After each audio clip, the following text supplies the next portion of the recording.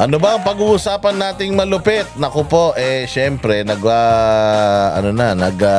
nagtapos na mga bossing yung, ayan, wait lang. Nagtapos na po yung House Tricom. Nagtapos na yung House Tricom, mga bossing. At nagtapos na rin yung investigasyon kay VP Sara Duterte dyan sa good government. Kasi nga, hindi po continuing body ang Congress. Ang Congress po ay every 3 years natatapos yan. So, lahat ng mga hearings after after mag-adjourn ng Kongreso, kailangan magsarado yan. So pag tungtong ng panibagong Kongreso, ayan, magtatalaga ng mga committee chairmans, yung Speaker of the House, tapos dyan ulit sisimulan kung ano man yung mga investigasyon na gusto nilang investigahan in the future. Pero hindi sila katulad ng Senate. Hindi sila katulad ng Senate, mga bossing, na tuloy-tuloy. Oo, kasi nga, ang Senate, pag nagsara, may naiiwan na 12. Hati sila eh. So, ano yun? Tuloy-tuloy, halimbawa, yung hearing ni Amy Marcos. Yung hearing ni Amy Marcos, kung hindi man siya nanalo, pwedeng magtuloy yan sa 20th Congress. Yung hearing ni Senator Bato de la Rosa, kung di siya manalo, pwede magtuloy yan sa 20th Congress. Kung manalo man siya, pwede pa rin niyang ituloy yan sa 20th Congress. Yun ang usapan dyan. Pero sa Congress, hindi. Kaya nga, itong Tricom meeting na to, mga bossing, nagsimula to, I think, couple of months back, mga 2-3 months ago, o 4. So, nung nagsimula ito, mga boss, nagpatawag ng mga resource person. At talagang alam natin, nagagamitin nila itong kanilang legislative powers, yung kanilang immunity, yung kanilang karapatan o kapangyarihan na magpatawag ng mga tao sa Kongreso sa ayaw mo at sa gusto. Pwede nilang gamitin, pwede nilang abusuhin yan. So ngayon, ako, ang tingin ko talaga dito sa Tricom na ito, nung una is abhorring freedom of expression talaga ito. Kasi nga, umpisa pa lang na kagad. Kumbaga parang nakikita mo na kagad na binuo nila itong committee na ito at hearing na ito ng 3 komite para makagante sa mga content creators, vloggers na nag-express lang ng kanilang nararamdaman. So, unang-una dito, binanggit ni Barbers na Pogo vloggers, narco vloggers, tingnan ninyo. This is supposed to be a hearing about mga vloggers na binopondohan ng drug lords. Pinopondohan ng Chinese Pogo. Pero kita mo, natapos itong Tricom na ito, wala silang napatunayan ni isa na funded ng China at ng mga drug lords yung mga vloggers na ipinatawag nila. Let's say for example, hindi naman nila sinasabi na itong mga vlogger na ito ay sila yung itinuturo na mga pinupondohan ng mga drug lord. Pero kita mo wala sila ni isa na na-pinpoint dito sa hearing na ito na itong particular na grupo na ito, vlogger na ito, ay protektado at pinupondohan ng mga durugista. Wala namang ganun. Di ba? And until now, mga bossing, lagi nilang sinasabi dito yung fake news peddler, pero wala pa rin silang clear definition kung ano ang fake news. Kasi kung ang fake news is yung sinabi mo na negative about me and dininay ko, then fake news ka na? Hindi pwede yun. Hindi pwede yun. Kailangan talaga definite yung yung ibig sabihin ng fake news at sino ang magsasabi whether itong isang balita na ito ay peke o hindi. Sino ang may moral ascendancy? Sino ang merong pinaka-righteous na background? Ang magsasabi na itong balitang ito peke, itong balita na to tama.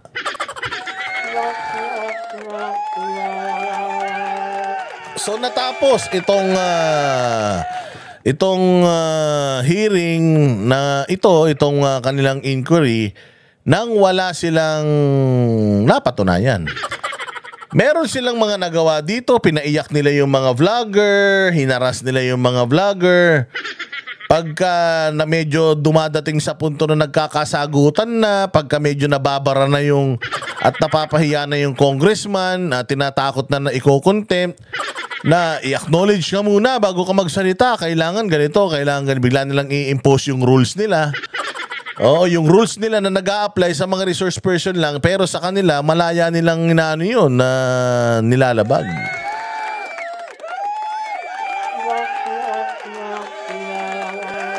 So nagtapos ang TRICOM hearing ng hindi natin alam kung ano talaga yung tinalakay nila. Kasi hanggang sa huling pagkakataon, hindi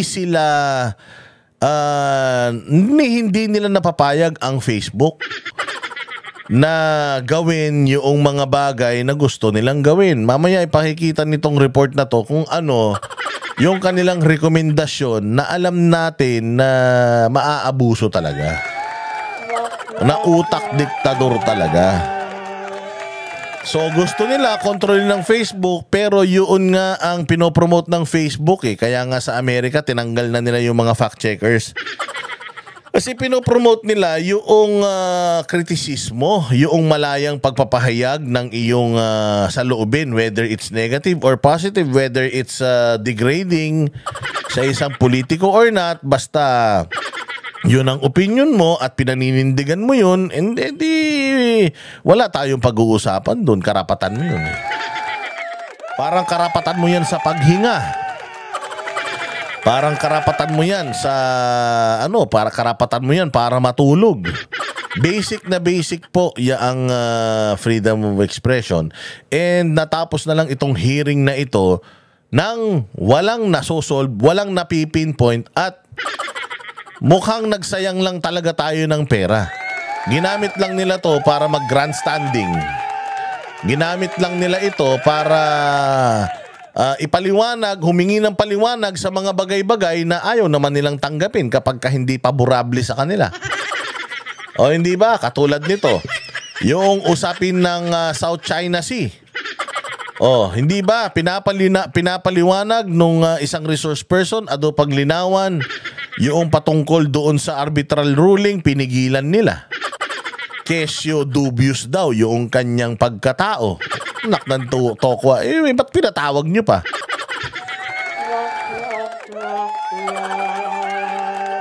Diba? Ang dami ring na-contempt. Na-contempt din dito yung si Grijaldo na, Diyos mio, 6 na buwan.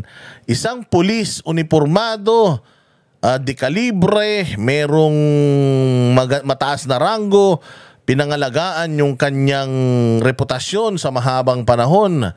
Etong mga hinayupak na mga congressman, pinakulong 6 na buwan. 6 na buwan mga bossing. Imagine, sabi ko nga magkulong ka or magpakawala ka ng 10 kriminal, wag ka lang magkukulong ng isang inosente. So 6 months na nakakulong. Oo, pero makakalaya na yan sa Lunes, gawa ng nag-adjourn at mag-a-adjourn na nga ang 19th Congress at papunta na tayo sa 20th Congress. So lahat ng mga political prisoner, lahat ng mga kinontempt ng mga komite ng 19th Congress, automatic makakalabas na po yan. So yun ang kagandahan, natapos na din ng kalbaryo. Pero syempre, hindi dito nagtatapos ang lahat, mga bossing, dahil alam naman natin na ipinupush pa din nila si Romualdez na maging Speaker of the House. Kapag naging Speaker of the House yan si Romualdez pa rin, di parehas pa din. O parehas pa din na ipapatawag niya sa Kongreso yung mga tao na bumabati ko sa kanya. Pero kagandaan nito, yung isang traidor dyan sa Cebu, yung isang traidor na kongresista, yung asawa ng Department of Tourism secretary natin, na traidor na mga Frasco. Mga close pa naman yan sa mga Duterte noon, pumirma sa impeachment ni VP Sara ngayon. Mukhang nagtanda na. Mukhang nagtanda na si Gago dahil yung biyenan niya na mukhang mangkukulam hindi na nanalo bilang gobernador at marami ding mga mga natalo na mga politiko diyan sa Cebu na nagtraidor kay Pangulong Duterte. So hindi daw siya pumirma sa suporta kay Martin Romualdez. Hindi natin alam, kaya hindi siguro siya pumirma dahil hindi siguro na ibigay yung ipinangako, hindi ba? Pero diyan mo makikita na ang liderato ni Martin Romualdez ay palubog na ng palubog. Kumbaga para ng submarine, doon na siya sa ilalim na umaandar. Sa below sea level na. Sabi ko nga sa inyo, yung kanyang pinsan na si Bongbong Marcos ay lame duck na. As in, laos na. Hindi pa nga sumisikat, laos na. Alam mo ba, nitong mga nakaraan, sabi ko nga sa inyo, si Claire Castro, panay pa ang press con, pero nakita nyo wala nang pumapansin sa kanila. Ako na lang. Ako na lang ang papansin sa kanila. Pero napansin nyo, hindi na sila masyadong binibigyan ng kumbaga airtime ng mga media kasi nga wala nang interesado na tao sa mga sasabihin pa nila. Si Bongbong Marcos wala nang interesadong tao sa kanya. Wala nang interesadong tao sa kanya. Sabi nga nila si Bongbong Marcos is a ticking time bomb. Sabi, di ba, may sinabi pa ni Asidre na natatakot siya, nababahala siya dahil baka saktan daw ni Vice President Sara Duterte si Pangulong Marcos. Sabi ko hindi. Si Pangulong Marcos, kung meron man sumasakit sa kanya, sarili niya. Yung mga kabobohan niya, kabulastugan niya at yung mga mali niyang desisyon, pagsunod niya sa mga komunista at mga bobo niyang mga advisor, katulad ni Larry Gadon, yan ang nakakasakit sa kanyang rating, sa kanyang popularity. Kaya ngayon, ito si Bongbong Marcos, palubog na talaga ng palubog, palaos na ng palaos. At hindi na lang natin mamamalayan, bigla na lang darating yung 2028, lalabas na ng Malacanang yan. Kaya nga kami, ang lagi naming paalala sa inyo, siguro sana si Bongbong Marcos na yung huli na mananalo bilang presidente, kung pwede nga hanggang vice president, hanggang senador. Wala nang Marcos na manalo.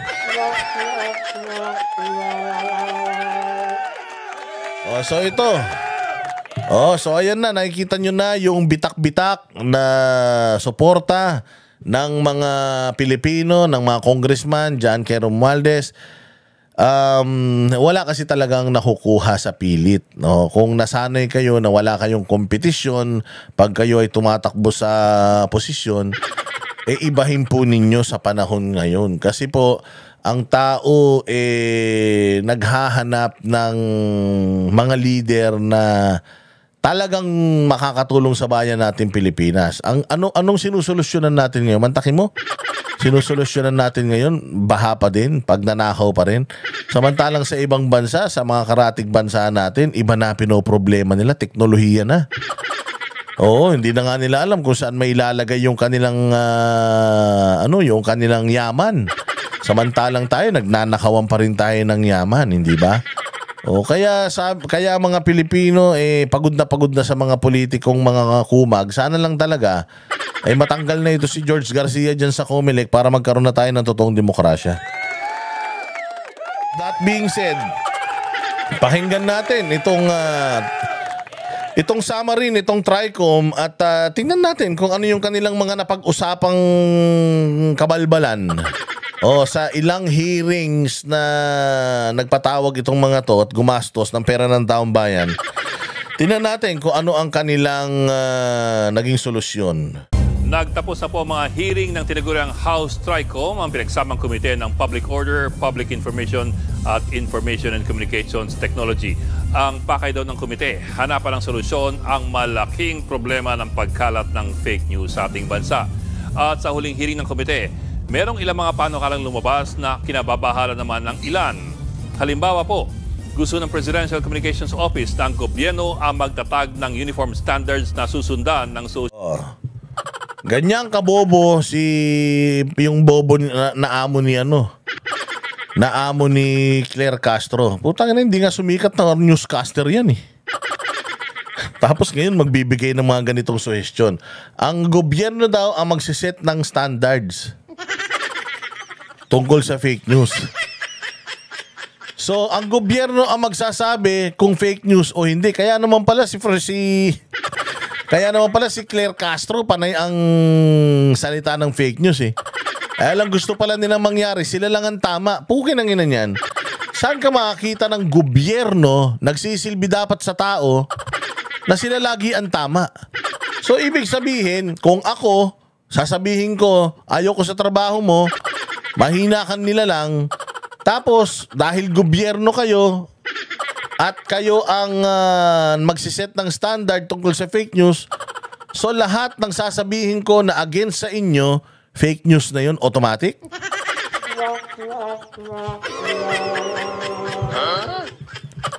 Gunggong, di ba? Ganyan mag-isip itong mga putang ina nito, mga diktador talaga. O isang ka makakita ng ganyan.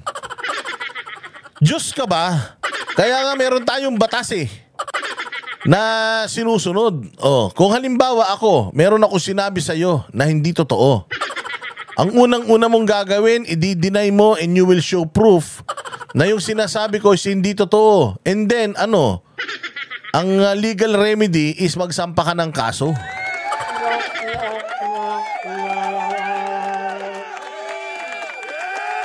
Magsasampa ka ng kaso gamit yung mga materialis mo na sinabi ko. At kabangga noong pruweba mo na mali yung sinasabi ko, at huwes ang magsasabi kung sinong mananalo sa ating dalawa. Ganun ang sistema. Putang ina niyan, parang tinanggalan nyo na ng trabaho yung mga huwes. Parang sinabi nyo na yung libel, slander, at saka mga kung ano-ano pang yung yung isang pinasisikat nila ngayon, yung unlawful utterances. Tatanggalin na rin natin yun. Bakit? Kasi kayo na ang magsasabi kung sino ang tama at saka kung sino ang mali. Hindi na natin kailangan ng korte, hindi na natin kailangan ng huwes para mag-desisyon whether itong dalawang tong naglalaban sa kaso ng kasinungalingan ay isa sa kanila ang tama. Di ba? Kung ganito na ang mangyayari, kayo na magsiset ng standard, wala na, hindi na natin kailangan ng korte. Kailangan na lang natin yung gobyerno.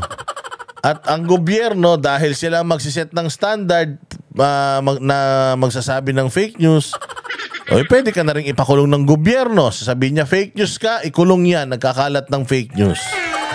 Hindi ba, diktador? Gago rin to eh. Gago rin tong J. Ruiz na ito eh. Walang kokote rin eh. Social media platforms para labanan ang fake news.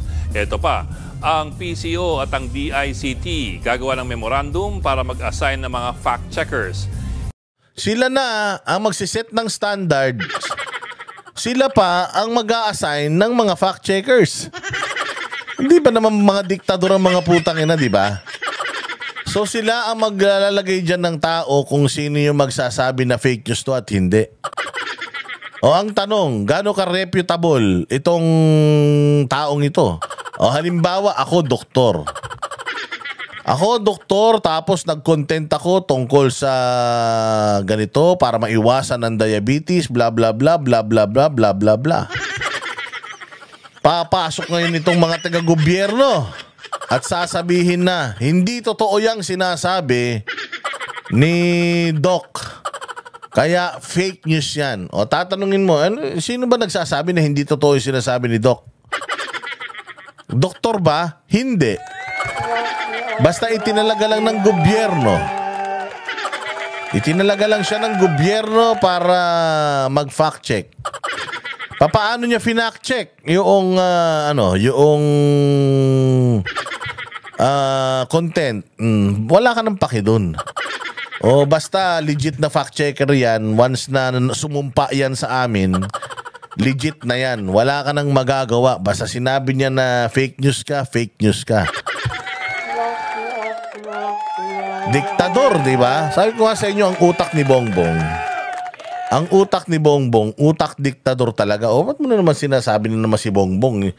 Hindi naman si Bongbong yan. Mga tanga. Sino bang alter ego ng presidente sa PCO? Si Jay Ruiz, sekretary niya yan eh. So kung anong sabihin ni Jay Ruiz, yun ang posisyon ng gobyerno. Kaya ka nga alter ego eh. Kung ano yung sasabihin mo, yun na yung sinasabi ng gobyerno. So ito, alam nga naman si Jay Ruiz ang desisyon para sa sarili niya. Ano lang siya, spokesperson lang siya ng presidente. Siyempre, itong mga suggestion na to, galing to sa presidente. O kita mo kung gaano ka diktador. Alam nyo kung bakit? Na it runs in the blood. Diktador ang tatay eh. Di natural, magiging diktador din yung anak. O ano pa? Hindi daw natin dapat ipaubaya sa mga social media platforms na magsagawa ng third-party fact-checking. At ito pang isang panukala ng isang congressman. Ang mga Ito ang matindi. Social media platforms required to secure franchise. Utangin lang yan. So para na silang radyo, telebisyon na kumbaga may utang na loob sa gobyerno. Ganun ang gusto nila mangyari kasi when you request for a franchise, yan, parang it's not a privilege. Yan eh. Hindi pala siya entitlement but a privilege. Kumbaga, utang na loob mo sa Kongreso kung bakit ka nag-ooperate ngayon. First off, ang social media kasi, it's an application, it's a platform na walang restrictions talaga. I mean, limited yung restrictions niya to violence, yung mga dugo, yung mga kalibugan, kademonyohan, limited yun doon. Pero hindi katulad diyan ng hindi yan katulad ng media na naghahatid ng balita. May mga balita diyan. Pero yung mga balita diyan nanggagaling din sa mainstream media. At karamihan noong mga content creators na nagkalat ang kanilang mga video sa social media, nanggaling din naman yung kanilang source sa mga media. Kasi kung ano yung umiikot na balita, yun din naman yung nire-reactionan at kino-content ng mga content creator.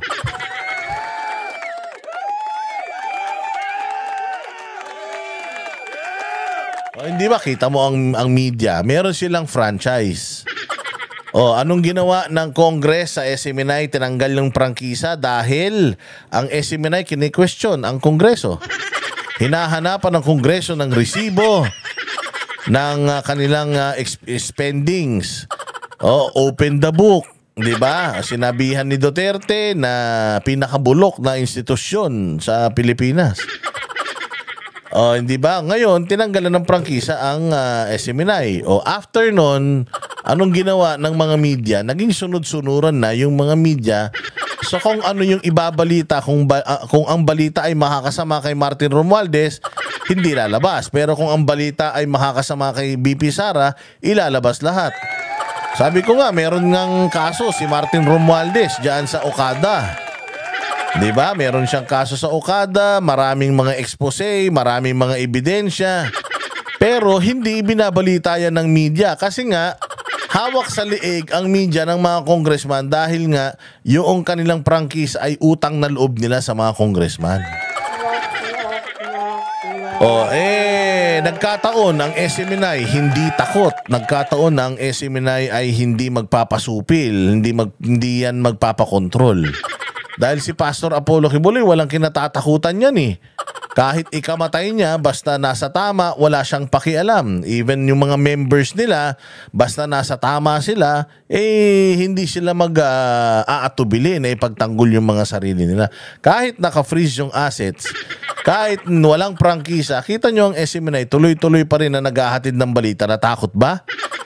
Nagbago ba? Lumamya ba? Hindi. Mas lalo pa nga tumindi. Nandiyan dyan pa Banateros. Kasi nga, SMNI has nothing to lose. Kasi nga ang paghahatid ng balita ay serbisyo publiko.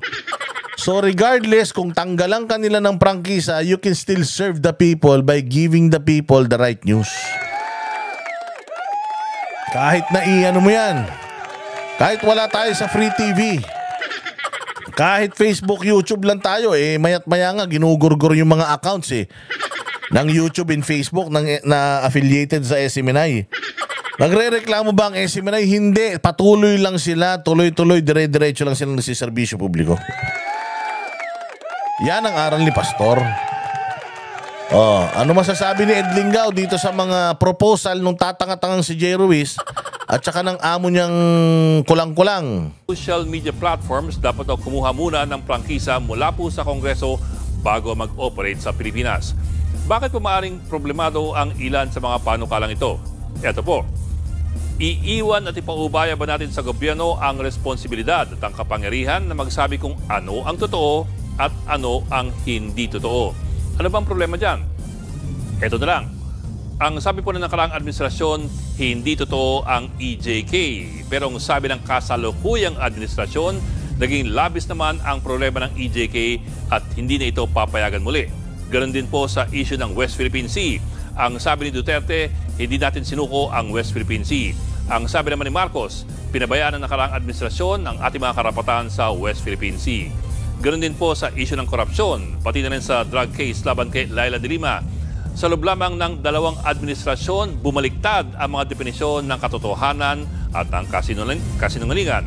So, aling administrasyon na magsasabi ng totoo at alin ang hindi nagsasabi ng totoo? Ito pa, paano kung ang kritisismo at pagbatiko sa gobyerno ay tawaging fake news ng pamahalaan? Sa totoo lamang po, halos automatic. Ginagawa na ngayon yan. Ganyan na ang style ni Claire Castro, di ba? Lahat ng batiko sa gobyerno, instead, they will take it as constructive criticism. Ang gagawin ni Claire Castro, ang unang-una niyang atake or depensa is fake news. Fake news yan. Fake news yan. Ganun na lang. Ganun na nga lang lagi. So, yun ang pinakamasaklap dito sa panukala ni Jay Ruiz na alam mong si Larry Gadon ang nagbigay ng advice. Kasi kabalbalan. Sila ang magsiset ng standards. Pangalawa, sila ang magfa-fact check. Anak ng tinapay. Pagka ganun, wala na talaga. We are under dictatorship. So inaamin nila according doon sa kanilang mga preferences, according sa kanilang mga tawag dito desisyon, inaamin nila na talagang gusto nilang maging diktador. Hindi pa ba diktadorya ito? Paano kung tutuloy natin ito? Ang lakas-lakas na ng kapangyarihan ng gobyerno para lahat ng mga magsasalita against them, ipakulong at kasuhan nila. Kasi sila ang magdi-define. Sila ang magsiset ng standard. Standard. So, nasan yung mga korte? So, pati yung justice system, judicial system natin dito, papasokin na nila. Po yan sa mga opisyal. Pag may expose na nilabas ang media sa gobyerno, ang otomatikong reaksyon ng mga opisyal ng gobyerno, hindi po totoo yan. Nakita natin yan noong panahon ni Marcos Sr. kung saan sinara tuloy ang mga pahayagan at mga broadcast station. Nakita natin yan noong investigasyon kay dating Pangulong Erap. Hanggang sa huli, ginigit pa rin ni Erap na hindi totoo ang mga lumabas sa media kahit na-convict na siya ng plunder. Ganon din noong panahon ni Gloria Arroyo. Ito pa, sa mga hearing, mukhang hindi malinaw sa ilan ang kaibahan ng opinyon at ng fake news. Ilang mga vlogger ang ginisa ng TRICOM dahil daw sa pagpapakalat ng fake news. Bagamat meron nga mga insidente ng fake news, ang mas kinagalit ng ilan sa TRICOM members ay yung pagbatikos sa kanila ng mga vlogger. Ang opinyon, kahit gaano kaanghang, ay opinyon lamang kahit gaano ito ka-offensive. Yun naman pala eh. Bakit noong mga panahon na yung mga congressman binabanatan itong mga ordinaryong mga Pilipino, mga vloggers, mga media personalities, bakit hindi kayo nagsasalita? Bakit ngayong natapos, doon kayo nagsasalita? Bakit ngayon parang sinasabi, noon binabalita nyo mga vlogger, fake news peddler, umiyak, nag-apologize. Ganun ang balita ninyo. Pero ngayon, nung natapos na, putay na niyan, kakampi nyo na yung mga vlogger. Ang opinyon, gaano man kaanghang, yun ay isang opinyon lamang. Parang biglang kakampi nyo na yung mga vlogger. Itong mga hipokrito kasi itong mga media na ito eh. Yun ang problema eh. The reason why yung mainstream media is slowly dying dahil sa hypocrisy, dahil sa dahil sa pamumulitika rin ninyo. Hindi nyo kasi ibalita yung tamang balita eh. Di ba? Nakita nyo naman, narinig nyo naman yung hearing, yung post ni Crisette Chu. Yung una lang ang kanilang isang mahabang post yun, pinick up lang nila yung unang-una. Hindi nila binasa yung buo. At hindi nila hinayaang basahin yung buo. Ang sinasabi nga nung nag-post, hindi yan ang ibig kong sabihin. Basahin mo yung buong content para maintindihan mo yung ibig kong sabihin. Kasi nga, ito yan. Pag ako nagsalita tungkol sa gobyerno, pag totoo yung sinasabi ko, masasaktan ka talaga. Kapag hindi totoo yung sinasabi ko, mananahimik ka lang. Hindi ka apektado eh. Kung sino ang unang umaray, siya yung unang tinamaan noong aking batikos. Ito, katulad nung kay Crisette Chu. Galit na galit sila dun sa kanyang post. Pero maganda naman yung ibig sabihin nung kanyang post. So, pinag-a-apologize siya doon sa post na mali yung interpretasyon noong mga nagkakandak ng hearing. Saan ka naman makakita ng ganyan? Kaya dapat talaga itong mga hearing sa Senado, ilimit talaga eh sa paggawa ng batas, hindi yung pamumulitika lang. Katulad dyan, yung kay MJ, umiyak siya. Anong sabi nung congressman? Mag-apologize ka? O iko-contempt kita? Puta, saan ka? Dusong ba makulong? Siyempre, mag-apologize ka na lang. O hindi ba, did you even call that out? Kayo mga media men na, grabe naman yung choices. Magsusorry ka o ipakukulong kita. Miski ikaw, tanungin ka anong gusto mo? Ipapakulong kita o magsosorry ka sa akin? Hindi po, tsaka kahit wala akong kasalanan, magsosorry ako sa'yo. Tapos pag nagsorry ka, biglang sasabihin, ayan 4 na beses ka nang nag-apologize. So 4 na beses ka nang nag-apologize, may tatanungin siya sa'yo ulit, ipapaliwanag mo, sasabihin niya, huwag ka nang magpaliwanag. Nag-apologize ka na nga ng 4 na beses. Ibig sabihin, mali yung mga sinasabi mo. Wala ka nang say. Kasi nga, nag-apologize ka na ng 4 na beses. Putang ina, saan ka makakita ng ganong in aid of legislation na hearing? In aid of legislation, ano mali-legislate nila? Di ba? Dapat yun ang hinahanap natin eh. Yung 3 pinakita kanina na maladiktador. Yun ang pagbabasihan nila, anak ng tinapay.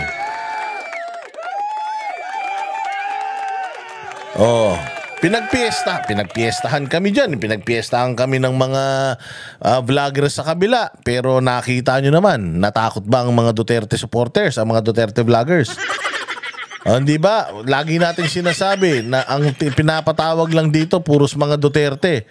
Walang pinapatawag na mga vlogger na, sabagay, mga bobo yung vlogger sa kabila eh.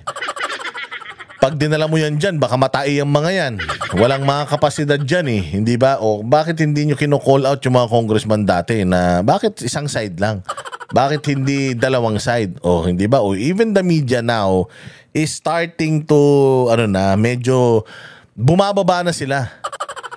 Because they know for a fact na magbabago at magbabago ang itsura ng politika sa bayang Pilipinas unti-unti na. Kaya yung mga media bumabait-bait na. Diba? Hindi po ito necessarily fake news dahil lamang hindi ito gusto ng ilan. Pag tinawag kang babaero, insulto po yun, hindi pa yun fake news. Pero pag sinabi na nakita kang pumasok sa motel na may kasamang iba, yun po ang maaring fake news. Ito pa po, isa pang panukala ng lumitaw, i-require ang mga social media platforms na kumuha muna ng prangkisa bago sila maka-operate dito sa Pilipinas. Ang tanong lamang, paano pagbabawalan sa Pilipinas sa mga social media platforms na walang prangkisa? Isa pang problema, matagal na pong naki-question kung bakit kailangan ng mga broadcast stations na kumuha muna ng prangkisa sa Kongreso para lang mag-operate. Naging malaking kontrobersya po ito, lalo na nung napilitang magsara ang ABS-CBN dahil ayaw siyang bigyan ng prangkisa ng Kongreso sa pag-uudyok ni Pangulong Duterte. Ang pag-operate kasi ng mga broadcast stations nagiging hostage lamang sa political favors ng kung sino man ang kasalukuyan nakaupo. Kung gayon, pati ba ang social media platforms, isa sa ilalim natin sa ganyan. Oh, di ba? Yan na nga lang eh. Nag-upgrade na yung ibang bansa, unti-unti nang nag-shift into really, kumbaga, i-promote yung freedom of expression. Dito sa Pilipinas, puta, paatras talaga tayo. Paatras! Kami ang boses ng masa, hindi natatakot.